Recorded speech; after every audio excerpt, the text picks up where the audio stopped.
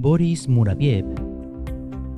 Boris Muraviev nació en Konstanz, en Rusia, el 18 de marzo de 1890. De su vida familiar, de su juventud y de sus estudios se sabe muy poco, un currículum vitae y algunas fotografías. En su currículum, Muraviev declara haberse graduado en la Escuela Superior de Marina y haber servido en las fuerzas navales del Mar Negro durante la Primera Guerra Mundial. En numerosos documentos suyos se encuentra en efecto el título de comandante.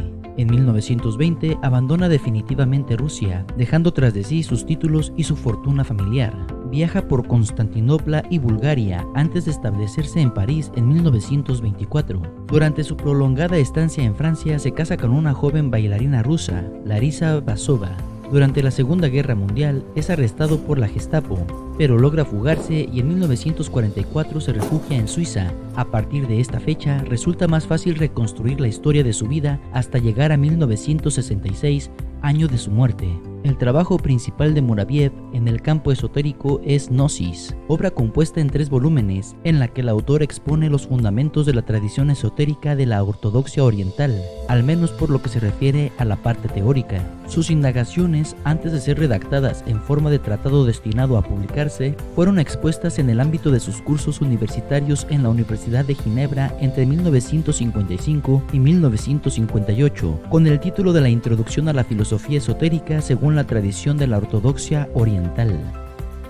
El problema del hombre nuevo. Muraviev estaba convencido de que la humanidad había llegado al punto de un cambio de época.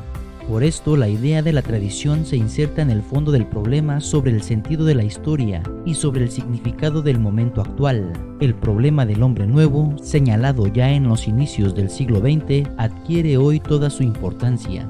Y esto es así porque la sociedad humana se encuentra ante un umbral desmesurado respecto de la historia precedente. La nueva era, que es inminente por el progreso y por la técnica, se preanuncia muy distinta al periodo actual tanto como este lo es del medievo. Existe, no obstante, una línea común en estos periodos de transición. Es el problema de la creación de una nueva élite. El medievo, bajo la égida de la religión, religionizó la filosofía y la ciencia, y finalmente, en la época moderna, les tocó a la religión y a la filosofía ser cientificadas. El arte se distingue de la filosofía, de la ciencia y de la religión por su capacidad de comprender todo sin deformarlo, y lo propio de la época que está bajo la égida del arte es que las otras 3 actividades humanas sean llamadas a realizarse plenamente asumiendo sus formas naturales, sin restricciones ni hipertrofias, y armonizándose y complementándose una con la otra. La ética estará basada en la estética. De manera análoga, en la élite de hoy existen facultades latentes que, adecuadamente desarrolladas, servirán a la formación del hombre nuevo. Tradición y renovación. ¿Cuál es el rol de la tradición en el marco del previsto cambio epocal? El hecho es que, dice Muraviev, el hombre llamado a resolver los problemas actuales y futuros deberá necesariamente poseer un conocimiento más profundo de la naturaleza humana, capaz de revelarle al hombre real, distinto del hombre abstracto e impersonal que generalmente es objeto de estudio.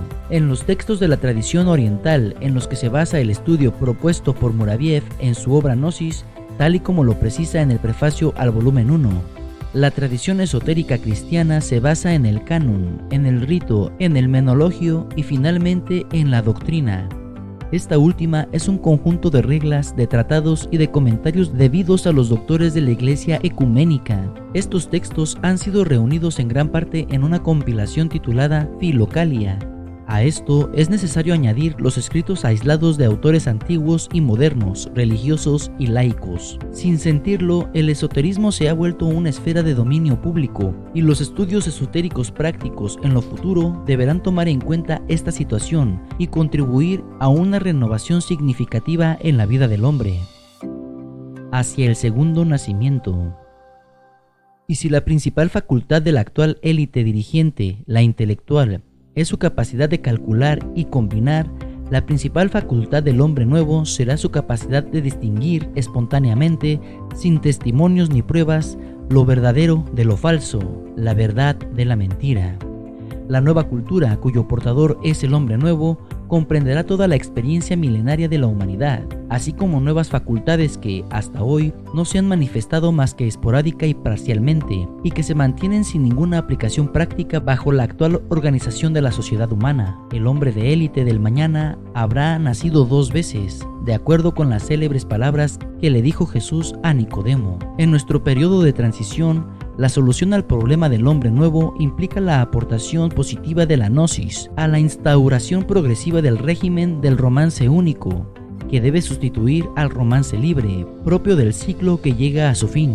Así, el problema actual del hombre es conducirlo de nuevo al andrógino, estado límite de la conciencia humana que corona los esfuerzos de los discípulos y que triunfa finalmente con su segundo nacimiento.